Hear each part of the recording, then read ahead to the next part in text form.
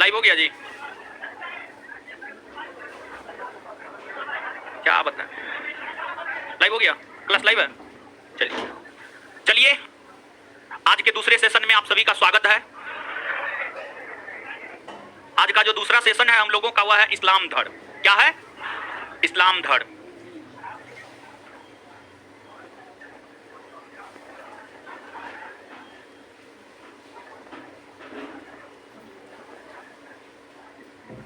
इस्लाम धर्म, देखिए आपको इस्लाम धर्म इसलिए पढ़ने होते हैं क्योंकि पूरा का पूरा जो मध्यकाल है, पूरे के पूरे मध्यकाल में मुसलमानों ने ही शासन किया है और राजपूतों की गलती की वजह से मुसलमानों ने शासन किया है भारत में। समझ गए? लेकिन अब जो हो गया वो हो गया, किया है तो किया है, अब पढ़ना है हम लोगों को, तो इसलिए इस्लाम धर्म को हमें पढ़ना है। देखिए जो आपको इस्लाम धर्म है, इस्लाम धर्म की स्थापना पैगंबर हजरत मोहम्मद साहब ने किया था। इस्लाम धर्म की स्थापना की अगर हम लोग बात करें तो जो इस्लाम धर्म की स्थापना है, स्थापना पैगंबर हजरत मोहम्मद साहब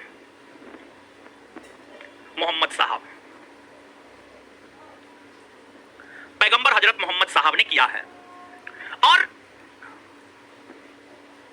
जो पैगंबर शब्द है, पैगंबर का अर्थ होता है ईश्वर का दूत। जो पैगंबर शब्द है, इस पैगंबर का अर्थ होता है ईश्वर का दूत। ईश्वर का दूत,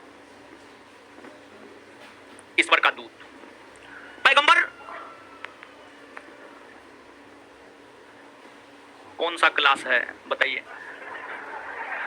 ऐसा क्यों हो रहा है आजकल? सर बीच में क्लास ऑफ हो गया था। ये लड़का लगता है कि करते करते सो गया, करते करते सो गया होगा। बीच में हम क्या बोले नहीं बोले जो है इसको पता नहीं चला। अब ये बीच में आकर के कमेंट कर रहा है, क्या हो रहा है, ऐसा क्यों हो रहा है आजकल? हे भगवान, एगो अमन है, एगो रितेश राज यादव है, ठीक है, क्या हो रहा है? हम नाच रहे हैं, आप देखिए।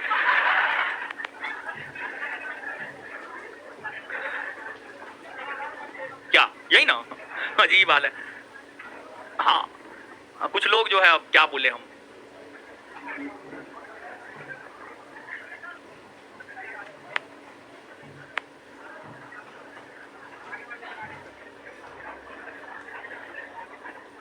अरे जो पिछला चैप्टर पढ़ा रहे थे ना, तो पिछला चैप्टर खत्म हो गया, तो इसलिए उसको काट दिए और फिर से नया सेशन लगवाए हैं। अब नया चैप्टर है, समझे? चलिए कमेंट हटा दीजिए यहां से हो।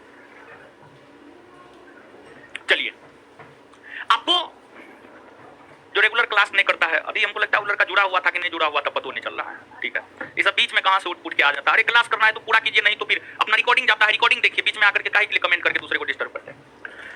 इस्लाम धर्म, इस्लाम धर्म की स्थापना पैगंबर हजरत मोहम्मद साहब के द्वारा किया गया था।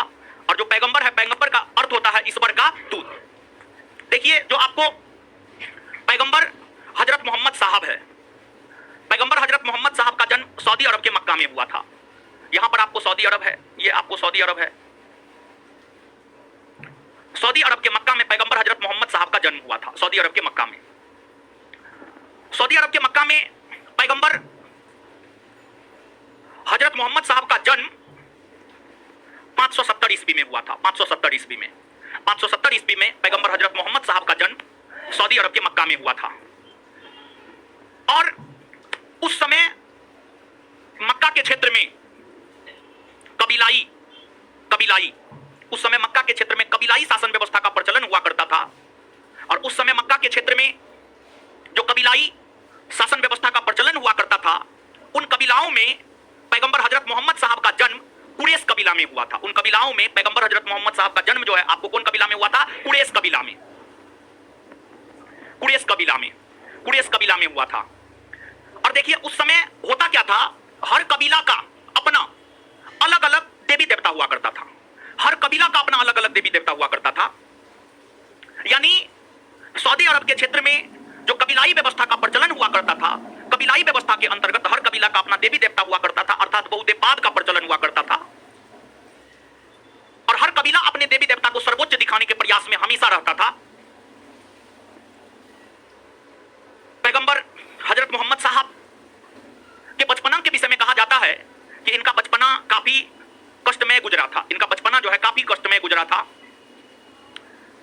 इनके पिता अब्दुल्ला, माता अमीना, चाचा अबू तालिब और दादा अब्दुल मुतालिब। तो इनके पिता अब्दुल्ला,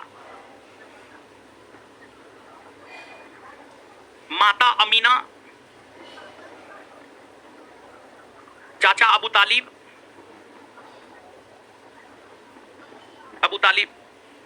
समझ गए। कहा जाता है कि पैगंबर हजरत मोहम्मद साहब के बचपन में ही उनके मां और पिता दोनों गुजर गए, जिस वजह से इनका पालन पोषण इनके चाचा अबू तालिब ने किया। जहां तक नोट का सवाल है, नोट में दादा लिखा हुआ है। नोट में जो है दादा लिखा हुआ है, तो नोट में जो दादा लिखा हुआ है, दादा को काट के चाचा कर लीजिए, और अब्दुल मुतालिब के जगह अबू तालिब कर लीजिए। ठीक है, अब्दुल मुतालिब के जगह अबू तालिब कर लीजिए। दीजिए तो नोट दीजिए।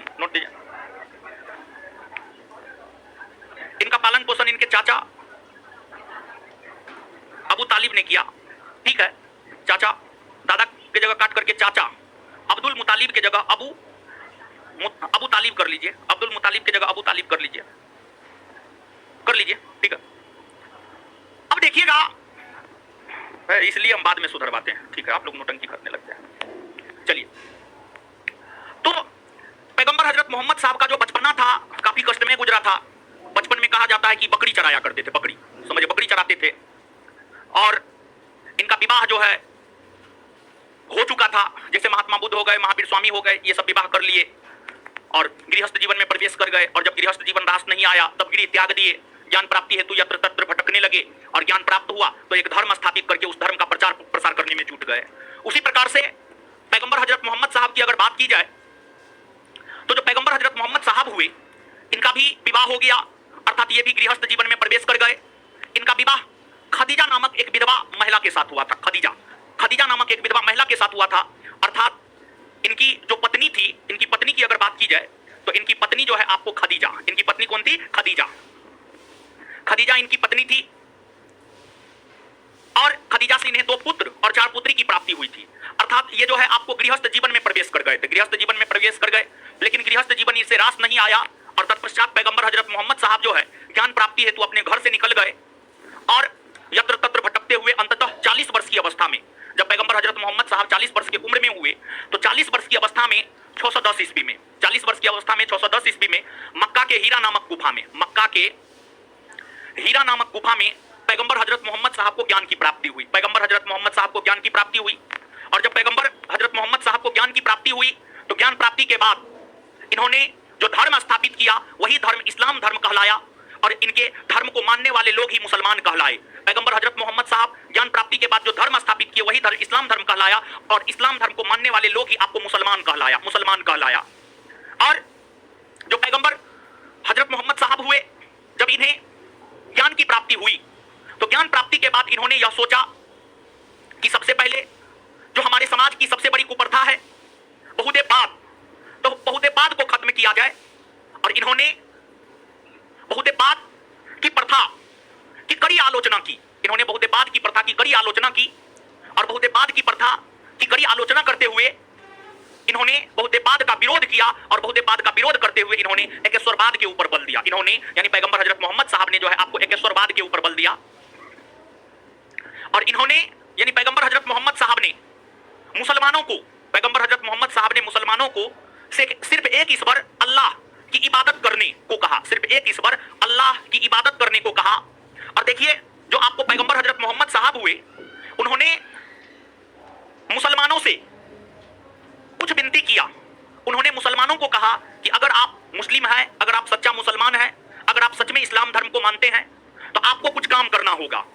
उन्होंने मुसलमानों को जो कुछ काम करने को कहा, उन्होंने मुसलमानों को कहा आपको अल्लाह की इबादत करनी है, और जो है आपको नमाज पढ़ना है, और एक दिन में 5 बार नमाज अदा करना है। एक दिन में 5 बार नमाज अदा करना है। पहली बात हजरत मोहम्मद साहब ने मुसलमानों को कहा। फिर दूसरी बात हजरत मोहम्मद साहब ने मुसलमानों को यह कहा, आपको आपको रोजा रखना है, रोजा रखना है, रोजा रखना है। फिर इसके बाद हजरत मोहम्मद साहब ने मुसलमानों को कहा कि आपको तीर्थ यात्रा पर जाना है, हज यात्रा पर जाना है, हज यात्रा पर जाना, हज यात्रा पर जाना है। फिर मुसलमानों को पैगंबर हजरत मोहम्मद साहब ने कहा कि आपको असहायों का मदद करना है, असहाय का मदद करना है। फिर एक कर भी देने को पैगंबर हजरत मोहम्मद साहब ने मुसलमानों को कहा आपको कर भी देना है ताकि इस्लाम धर्म का विकास हो सके, ताकि इस्लाम धर्म का विकास हो सके। तो पैगंबर हजरत मोहम्मद साहब ने मुसलमानों को ये तमाम चीजों का अनुपालन करने को कहा कि अगर आप एक सच्चा मुसलमान है तो आपको इन चीजों का जो है पालन करना चाहिए। और देखिए, जहां मक्का के क्षेत्र में कबीलाई समाज हुआ करता था, हर कबीले का अपना अलग अलग देवी देवता हुआ करता था, वहां पर जाकर के पैगंबर हजरत मोहम्मद साहब कहने लगे कि आप जो है एक ईश्वर की आराधना कीजिए, सिर्फ अल्लाह की इबादत कीजिए। तो मक्का के जो अन्य कबीला के लोग थे उन्होंने पैगंबर हजरत मोहम्मद साहब का विरोध किया और पैगंबर हजरत मोहम्मद साहब को मक्का से बाहर कर दिया। पैगंबर हजरत मोहम्मद साहब को मक्का से बाहर कर दिया और फिर पैगंबर हजरत मोहम्मद साहब मक्का से चले भी गए। और कहा जाता है कि पैगंबर हजरत मोहम्मद साहब 622 ईस्वी में मक्का से मदीना की यात्रा किए। 622 ईस्वी में मक्का से मदीना की यात्रा किए। मदीना भी सऊदी अरब में ही पड़ता है। तो जो पैगंबर हजरत मोहम्मद साहब हुए जो कि 622 ईस्वी में मक्का से मदीना की यात्रा किए, यही घटना इस्लामी जगत में हिजरी संबत कहलाता है। यही घटना इस्लामी जगत में जो है आपको हिजरी संबत कहलाता है। और बात अगर हिजरी संबत की जाए तो जो आपको हिजरी संबत है, हिजरी संबत आपको इस्लामी जगत का प्रथम संबत है। पैगंबर हजरत मोहम्मद साहब मदीना गए। मदीना के लोगों को पैगंबर हजरत मोहम्मद साहब का उपदेश काफी रास आया, काफी अच्छा लगा, समझे, काफी अच्छा लगा। जहां मक्का के लोगों ने पैगंबर हजरत मोहम्मद साहब को नकार दिया, उनकी बातों को मानने से इनकार कर दिया, वहीं मदीना के लोगों ने पैगंबर हजरत मोहम्मद साहब के उपदेश को अपनाया, उसे अपने जीवन के ऊपर लागू करने का काम किया। और फिर मदीना के क्षेत्र में पैगंबर हजरत मोहम्मद साहब ने अपनी एक सेना, अपना एक संगठन बना लिया और पैगंबर हजरत मोहम्मद साहब जो है काफी मजबूत हो गए, मतलब सैन्य तौर पर काफी मजबूत हो गए। और पैगंबर हजरत मोहम्मद साहब भी यह ठान कर रखे थे कि हम जहां से बिलोंग करते हैं वहां के लोगों को तो मुस्लिम बनाना ही बनाना है। अगर वहां के लोग मुस्लिम नहीं बनेंगे तो कल के डेट में जाकर उन पर भी सवाल खड़ा होगा कि आप जहां से बिलोंग करते हैं वहीं के लोग इस्लाम धर्म को कबूल नहीं किया। तो सबसे पहले मदीना के क्षेत्र में पैगंबर हजरत मोहम्मद साहब ने जो उपदेश दिया, मदीना के लोगों ने जो माना। और फिर मदीना में पैगंबर हजरत मोहम्मद साहब का एक बड़ा सा जत्था खड़ा हो गया था। एक बहुत बड़ी संख्या में अनुयायी लोग जो है पैगंबर हजरत मोहम्मद साहब की बातों को मानने लगे। और फिर पैगंबर हजरत मोहम्मद साहब अपने अनुयायियों के बल पर ही मदीना पर आक्रमण किए, अपने अनुयायियों के बल पर ही मदीना पर आक्रमण किए और मक्का पर आक्रमण किए और मक्का पर आक्रमण करके सभी कबीलाओं को पराजित कर, कबीलाओं के प्रमुखों को पराजित कर उन्हें इस्लाम धर्म कबूल करने को विवश किए। और जब हर युद्ध में पैगंबर हजरत मोहम्मद साहब की जीत हुई तो अंततः मक्का के लोग भी इस्लाम धर्म कबूल करने को राजी हुए और फिर मक्का के लोगों ने भी इस्लाम धर्म को कबूल किया। और इस्लाम धर्म के विकास को लेकर पैगंबर हजरत मोहम्मद साहब तलवार भी उठाए और पैगंबर हजरत मोहम्मद साहब के द्वारा जो तमाम प्रकार के युद्ध लड़े गए हैं उन युद्धों में आपको बदरा का युद्ध हो गया, बदरा के बाद उहूद का युद्ध हो गया, उहूद के बाद डीच का युद्ध हो गया, ये तमाम ऐसे युद्ध है जो युद्ध पैगंबर हजरत मोहम्मद साहब के द्वारा लड़े गए थे। बदरा का युद्ध 624 ईस्वी में पैगंबर हजरत मोहम्मद साहब लड़े थे। उहूद का युद्ध 625 ईस्वी में पैगंबर हजरत मोहम्मद साहब लड़े और डीच का युद्ध 627 ईस्वी में पैगंबर हजरत मोहम्मद साहब लड़े। और ये जो तमाम युद्ध पैगंबर हजरत मोहम्मद साहब ने लड़ा था, इन युद्धों की अगर बात की जाए तो इन युद्धों में मक्का के क्षेत्र के कबीलाओं को पैगंबर हजरत मोहम्मद साहब ने पराजित करके उन्हें इस्लाम धर्म कबूल करने को जो है राजी किया, समझ गए। तो ये चीज है, ये तमाम युद्ध पैगंबर हजरत मोहम्मद साहब के द्वारा ही जो है आपको लड़े गए थे। नीचे से लिखिएगा, नोट में इस युद्ध का विवरण ना है, लिखिएगा बदरा का युद्ध, बदरा का युद्ध, बदरा का युद्ध, यह युद्ध, यह युद्ध, यह युद्ध 624 ईस्वी में, यह युद्ध 624 ईस्वी में पैगंबर हजरत मोहम्मद साहब के द्वारा लड़ा गया था। यह युद्ध 624 ईस्वी में पैगंबर हजरत मोहम्मद साहब के द्वारा लड़ा गया था। यह युद्ध 624 ईस्वी में पैगंबर हजरत मोहम्मद साहब के द्वारा लड़ा गया था। उहूद का युद्ध, यह युद्ध 625 ईस्वी में पैगंबर हजरत मोहम्मद साहब के द्वारा लड़ा गया था। यह युद्ध 625 ईस्वी में पैगंबर हजरत मोहम्मद साहब के द्वारा लड़ा गया था। आगे डीच का युद्ध, डीच का युद्ध, यह युद्ध 627 ईस्वी में पैगंबर हजरत मोहम्मद साहब के द्वारा लड़ा गया था।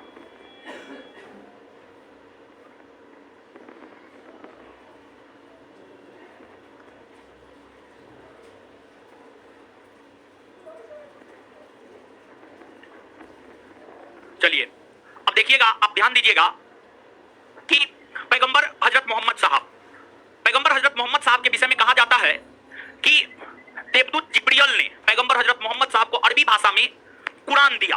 देवदूत जिब्रियल ने पैगंबर हजरत मोहम्मद साहब को अरबी भाषा में लिखित कुरान दिया और पैगंबर हजरत मोहम्मद साहब उसी कुरान का उपदेश पैगंबर हजरत मोहम्मद साहब दिया करते थे। तो पैगंबर हजरत मोहम्मद साहब अपने उपदेश में कुरान की शिक्षा लोगों के बीच बांटने का काम किया। कुरान की शिक्षा लोगों के बीच पैगंबर हजरत मोहम्मद साहब ने जो है आपको बांटने का काम किया और अपनी शिक्षा तथा इस्लाम धर्म को प्रसारित करने के क्रम में पैगंबर हजरत मोहम्मद साहब ने एक नए कर को भी इस्लामी जगत में इंट्रोड्यूस किया। और पैगंबर हजरत मोहम्मद साहब ने जिस कर को इस्लामी जगत में इंट्रोड्यूस किया था वह कर था जजिया कर, वह कर था जजिया कर। जो जजिया कर का नाम आप सुनते हैं, जजिया कर इस्लामी जगत में पैगंबर हजरत मोहम्मद साहब के द्वारा ही इंट्रोड्यूस किया गया है। और उनका मानना था कि गैर मुसलमानों से यह कर लिया जाएगा, वैसे गैर मुसलमान जो यह चाहते हो कि उस पर जबरदस्ती इस्लाम धर्म ना थोपा जाए, वैसे गैर मुसलमान जो यह चाहते हो कि उन पर जबरदस्ती इस्लाम धर्म ना थोपा जाए, उस प्रकार के गैर मुसलमानों से जजिया कर लिया जाएगा, उस प्रकार के गैर मुसलमानों से जजिया कर लिया जाएगा।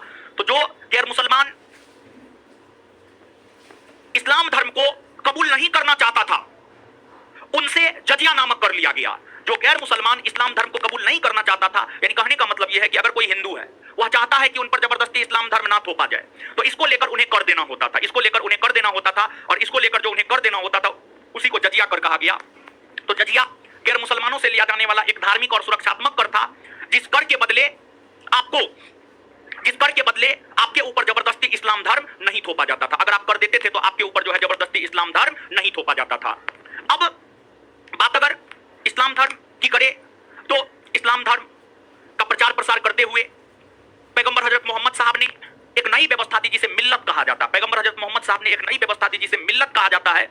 और मिल्लत नामक व्यवस्था की अगर बात की जाए तो मिल्लत नामक व्यवस्था देते हुए पैगंबर हजरत मोहम्मद साहब ने यह कहा कि जो सभी मुसलमान है वो एक है, सभी मुसलमान एक है, इसमें राज्य का कोई अस्तित्व नहीं है, राज्य का कोई अस्तित्व नहीं है, ऐसा पैगंबर हजरत मोहम्मद साहब ने कहा। इसी को मिल्लत व्यवस्था कहा गया। और इस्लाम धर्म का प्रचार प्रसार करते हुए अंततः पैगंबर हजरत मोहम्मद साहब का निधन 632 ईस्वी में हो गया। 632 ईस्वी में पैगंबर हजरत मोहम्मद साहब का निधन हो गया। और पैगंबर हजरत मोहम्मद साहब के निधन होने के बाद, उनका निधन मदीना में हुआ था, मदीना में उनके निधन होने के बाद जो है उन्हें मदीना में ही जो है आपको दफना दिया गया। और जो पैगंबर हजरत मोहम्मद साहब हुए, पैगंबर हजरत मोहम्मद साहब के जो उत्तराधिकारी हुए, उत्तराधिकारी खलीफा कहलाए। और पैगंबर हजरत मोहम्मद साहब ने अपना उत्तराधिकारी किसी को भी घोषित नहीं किया था। पैगंबर हजरत मोहम्मद साहब जैसे महात्मा बुद्ध किसी को भी अपना उत्तराधिकारी घोषित नहीं किया था, उसी प्रकार से पैगंबर हजरत मोहम्मद साहब ने भी अपना उत्तराधिकारी किसी को भी घोषित नहीं किया था।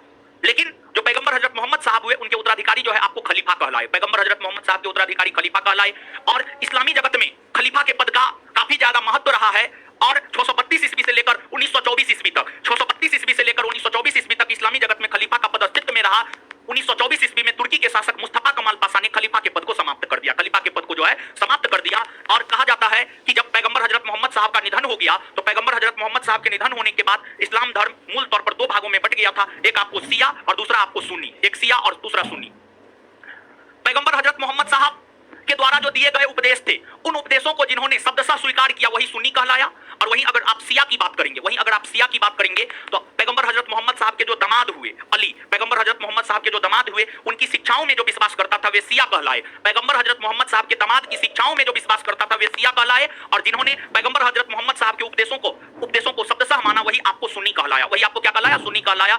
और कालांतर में जाकर शिया और सुन्नी भी कई अन्य संप्रदायों में बट गया था। शिया और सुन्नी की आप बात करेंगे तो शिया और सुन्नी भी जो है आपको कई अन्य संप्रदायों में जो है आपको बट गया था। और अगर आप भारत की बात करेंगे तो भारत में तो इस्लाम धर्म का उदय हुआ नहीं, इस्लाम धर्म का उदय हुआ था आपको सऊदी अरब में, इस्लाम धर्म का उदय सऊदी अरब में हुआ था। लेकिन अरबी मुसलमानों के जरिए इस्लाम धर्म का प्रवेश भारत में हुआ था, अरबी मुसलमानों के जरिए इस्लाम धर्म का प्रवेश भारत में हुआ था। और जिस अरबी मुसलमान के नेतृत्व में भारत में इस्लाम धर्म का प्रवेश हुआ था उसका नाम था मोहम्मद बिन कासिम। भारत में तो बहुत ज्यादा कुछ कर नहीं पाया, लेकिन बाद में जाकर के महमूद गजनबी जैसे तुर्की मुसलमान, मोहम्मद गौरी जैसे तुर्की मुसलमान भारत पर आक्रमण किया, जिसमें मोहम्मद गौरी ने भारत में इस्लामी सल्तनत की भी स्थापना कर दी थी। और साथ ही साथ देखिए भारत के मुसलमान को अगर देखा जाए, भारत के मुसलमान जब नमाज अदा करते हैं तो वो पश्चिम की ओर मुंह करके नमाज अदा करते हैं। देखिए डायरेक्शन में, ये जो है आपको उत्तर दिशा है, उत्तर दिशा है, इधर आपको दक्षिण दिशा है, इधर आपको पूरब दिशा है और इधर आपको पश्चिम दिशा है। तो यहाँ पर भारत है, भारत के पश्चिम में सऊदी अरब है, भारत के पश्चिम में सऊदी अरब है और भारत के पश्चिम में सऊदी अरब है। यही कारण है कि भारत के मुसलमान जब नमाज अदा करते हैं तो वो पश्चिम की ओर मुंह करके नमाज अदा करते हैं, पश्चिम की ओर मुंह करके नमाज अदा करते हैं। और इस दिशा को इस्लामी जगत में किबला कहा जाता है। क्या कहा जाता है? किबला। इस्लामी जगत में इसको क्या कहा जाता है? किबला। समझ गए? किबला कहा जाता है। क्लियर है? तो आप इसको याद रखिएगा। आपसे पूछा जाता है भारत के मुसलमान किस ओर मुंह करके नमाज अदा करते हैं, तो पश्चिम हो जाएगा और इस दिशा को क्या कहा जाता है? किबला। क्या कहा जाता है? किबला। समझ गए? तो आप ये सब बात याद रखेंगे। और अरबी मुसलमानों की अगर आप बात करेंगे तो अरबी लोग भारत के लिए हिंदुस्तान शब्द का प्रयोग करता था, ईरानी लोग भारत के लिए हिंदुस्तान शब्द का प्रयोग करता था, वही यूनानी लोग भारत के लिए जो है इंडिया शब्द का प्रयोग करता था। कौन शब्द? इंडिया शब्द का प्रयोग करता था। तो ये सब बात जो है आप याद रखिएगा। एक बार इसको पढ़ लीजिए आप।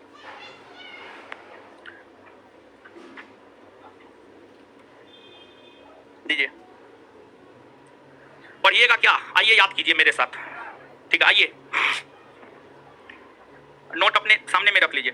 इस्लाम धर्म का उदय कितवीं शताब्दी ईस्वी में? कितवीं शताब्दी ईस्वी? कितवीं शताब्दी ईस्वी? इस्लाम का शाब्दिक अर्थ क्या होता है? अल्लाह के प्रति समर्पित होना। इस्लाम का शाब्दिक अर्थ क्या होता है? इस्लाम का शाब्दिक अर्थ क्या होता है? इस्लाम धर्म में आस्था रखने वाले लोग क्या कहलाए? इस्लाम धर्म का प्रवर्तक या संस्थापक? इस्लाम धर्म का प्रवर्तक या संस्थापक? पैगंबर का शाब्दिक अर्थ? पैगंबर का शाब्दिक अर्थ? मोहम्मद साहब का जन्म कब हुआ है? मोहम्मद साहब का जन्म कब हुआ? कब हुआ है? कहां हुआ है? कहां हुआ है? कौन कबीला में? कौन कबीला में? मोहम्मद साहब के पिता का नाम? पिता का नाम? माता? माता? दादा? चाचा? चाचा? इनका पालन पोषण किसने किया? मोहम्मद साहब का विवाह 25 वर्ष की अवस्था में किसके साथ हुआ? किसके साथ हुआ? 40 वर्ष की अवस्था में 610 ईस्वी में पैगंबर हजरत मोहम्मद साहब को ज्ञान की प्राप्ति कहां हुई? कहां हुई? किस चीज पर उन्होंने बल दिया? एकेश्वर इस्लामी जगत का प्रथम संवत हिजरी, इस्लामी जगत का प्रथम संवत हिजरी संवत की शुरुआत कब हुई? 600 कब हुई है? हजरत मोहम्मद साहब गैर मुसलमानों को कौन श्रेणी में रखते थे? जिम्मी की श्रेणी में। कौन श्रेणी में? और उनसे जजिया कर लेते थे। हजरत मोहम्मद साहब गैर मुसलमानों को किस श्रेणी में रखते थे? किस श्रेणी में? और उनसे जजिया कर लेते थे। मोहम्मद साहब ने अपने जीवन काल में मिल्लत व्यवस्था दिया।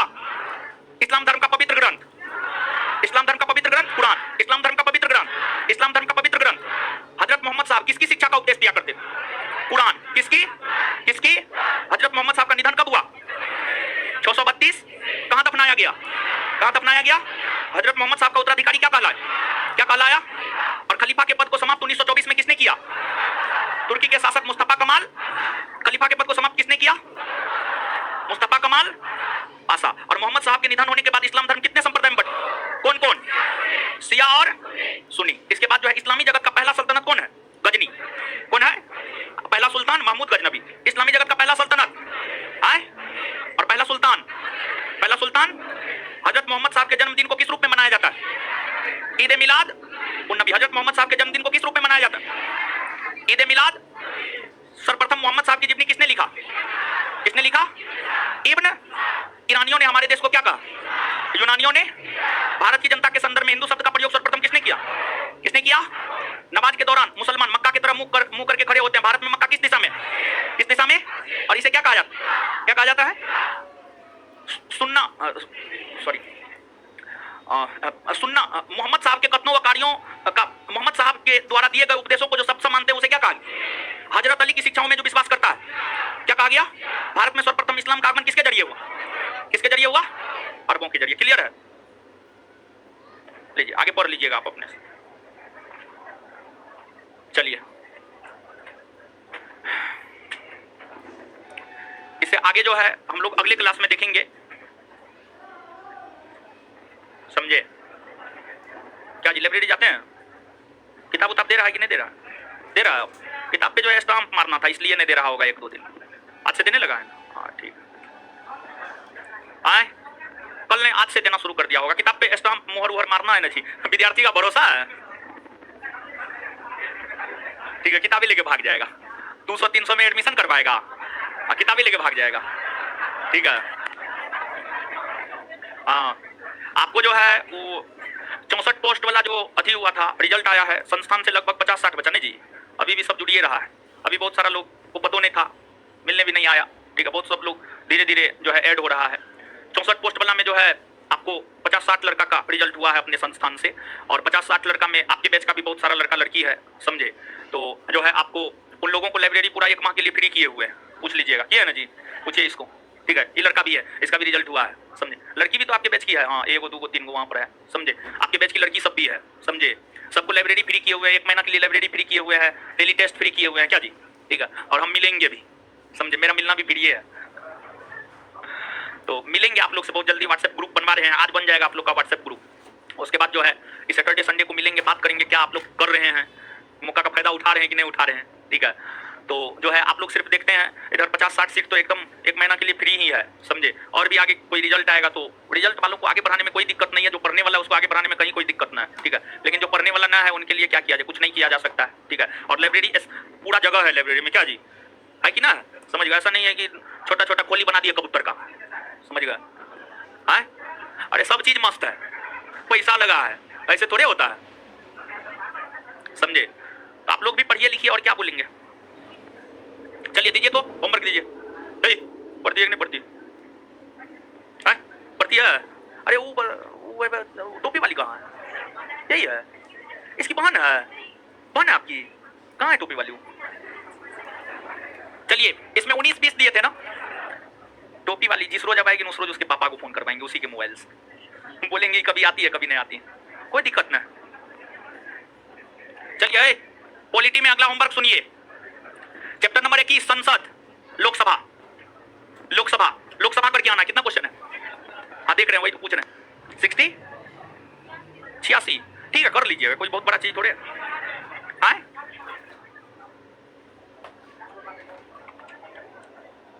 अरे कर लीजिएगा, क्या वो क्वेश्चन 86 को है, ठीक है 40 को कर लीजिएगा। संसद में चैप्टर नंबर 21 संसद लोकसभा में 40 क्वेश्चन है, 86 क्वेश्चन है टोटल, उसमें 40 दिया, आधा दिए हैं। चलिए ठीक है, जवाब दीजिए तो।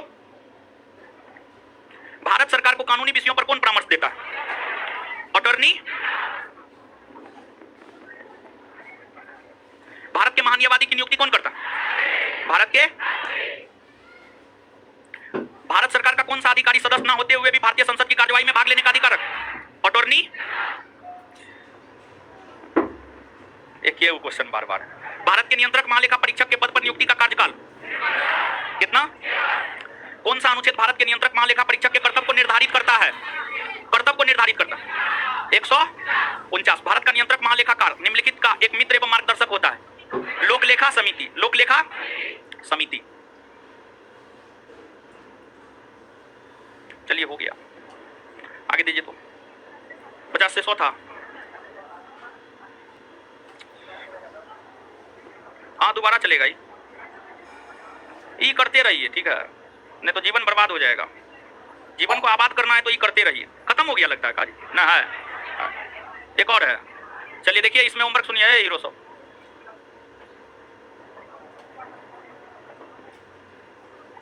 पेज नंबर 512 से